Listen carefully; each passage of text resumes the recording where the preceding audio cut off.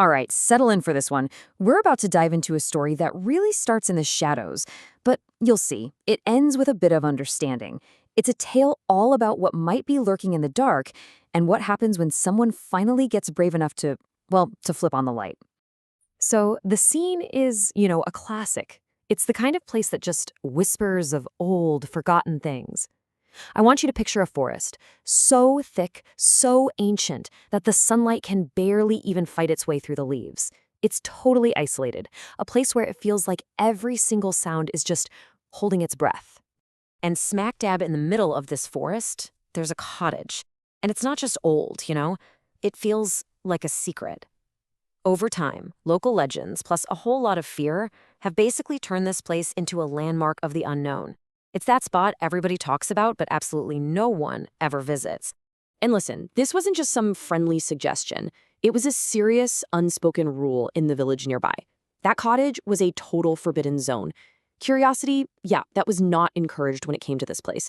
So it was just left alone, to be swallowed up by the forest and by time. But you know how it goes. Rules are pretty much made to be tested by the curious. And that's where our heroes come in. In this story, we've got three sisters. Ayla, she's the oldest and the bravest one. Then there's Zara, more thoughtful, a bit more cautious. And finally, Noor, the youngest, who's just full of wonder. They were good kids, known for being kind, but the thing that really defined them? Their curiosity. It had no limits. Okay, so this is where things really kick off. One evening, just as it's getting dark, the sisters spot something, a little flicker. Just a single faint light way out in the woods where there should be, well, nothing but darkness.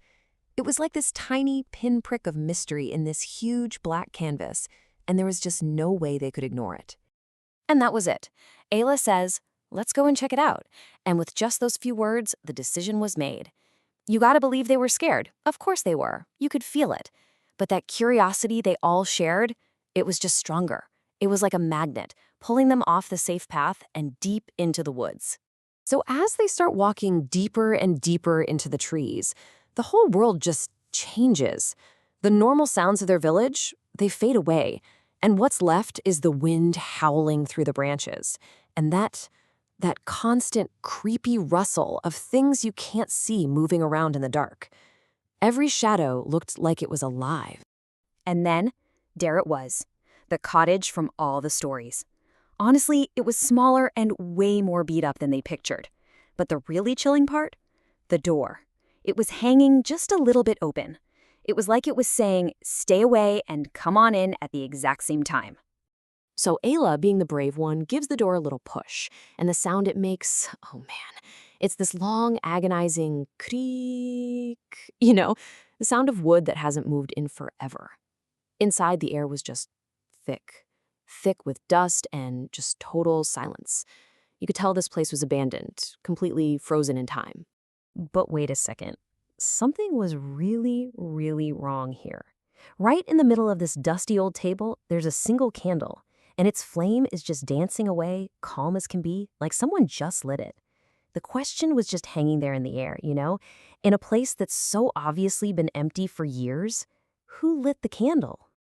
And then, slam, just like that. No one touched it, there was no wind. The huge, heavy door just slams shut behind them. It was so loud, like a gunshot, and it plunged them into almost total darkness. The girls screamed. They were trapped.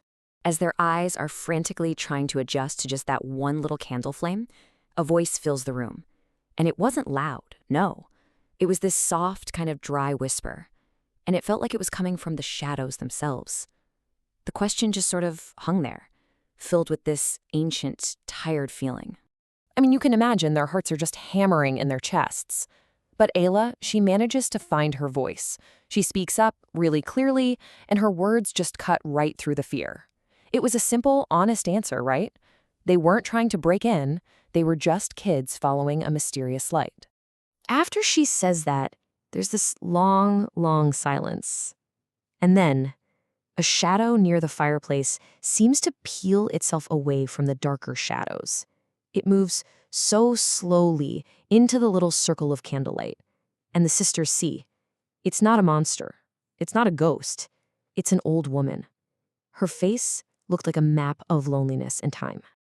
And her voice, still that same whisper, wasn't mean or scary at all. It was just filled with this deep, deep sadness. In that one sentence, the whole mystery of this cottage just flips on its head. This wasn't a haunted house, it was a lonely one. And this is that turning point, right? The moment where everything just transforms. What they thought was a ghostly voice, nope, just a lonely woman. What felt like a haunted trap, it was actually more like a quiet, desperate cry for some company. And the scary monster they had built up in their minds, just someone who'd been misunderstood for a very, very long time. In that single moment, all that fear just melted away and was replaced by empathy. They didn't run screaming. In fact, they did the opposite. They started coming back. They brought her food, they told her stories, they gave her the simple gift of company. And that cottage, which used to be this big symbol of fear for the whole village, well, it became a place of friendship. And really, that brings us right to the heart of this whole story, doesn't it? It's just such a powerful reminder that, so often, the things we're most afraid of are really just shadows. Shadows created because we don't understand something. We're all scared of the unknown. But the second it becomes known, the fear, it just kind of disappears. So I'm going to leave you with a question to chew on. Think about the haunted cottages in your own life. You know, the ideas or maybe the people or the situations you just avoid because you're scared of them. What do you think might happen if, just for a moment, you decided to be like the three sisters and chose curiosity instead of fear?